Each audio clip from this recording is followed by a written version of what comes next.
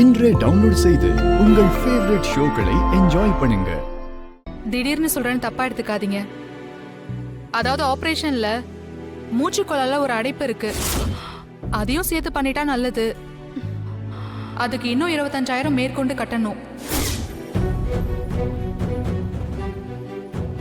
இப்பயே கட்டிட்டா 2 ஆபரேஷனையும் சேர்த்து பண்ணிடலாம். என்ன டாக்டர் திடீர்னு 25,000 சொல்றீங்க? அவ்வளவு பணம் கையில இல்ல டாக்டர். உங்க கஷ்டம் எனக்கு புரியுது. அதனால்தான் 1 வருஷம் கழிச்சு பண்ணிக்கலாம்னு நினைச்சேன். ஆனா இவர் உடம்பு இருக்கிற கண்டிஷன்ல இன்னொரு ஆபரேஷனுக்கு ஒத்துழைக்கிறது ரொம்ப கஷ்டம். ஒரேடியா 2 ஆபரேஷனும் சேர்த்து பண்றது ரொம்ப நல்லது. இவருடைய ஹெல்த்துக்கு அதாமா நல்லது. பணத்தை ரெடி பண்ணிட்டு சொல்லுங்க, அப்புறமா ஆபரேஷன் பண்ணிக்கலாம்.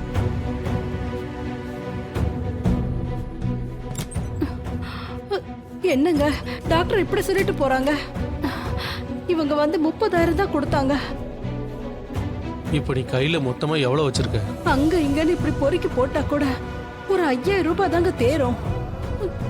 இப்ப என்னங்க பண்றது? ஆபரேஷனை தள்ளி போறது நல்லது இல்லைன்னு சொல்றாங்க.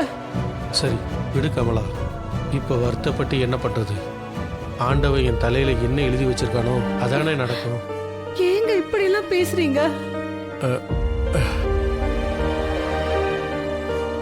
எந்தனா கையில் இருக்கிற 20,000 ரூபாயை கொடுத்துடலாமா?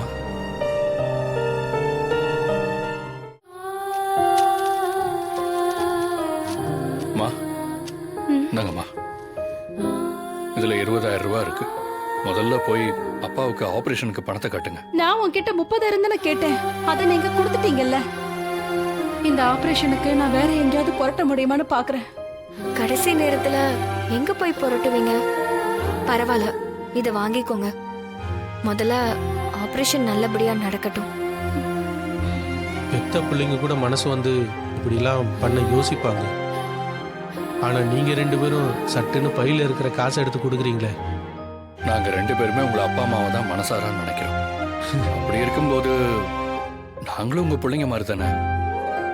மா வாங்கிக்கோங்க.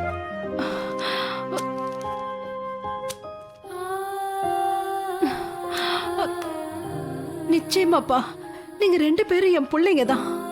நீங்க 2 பேரும் நல்லா இருக்கணும். காலத்துக்கும் ஒத்துமையா சந்தோஷமா வாழணும்ப்பா.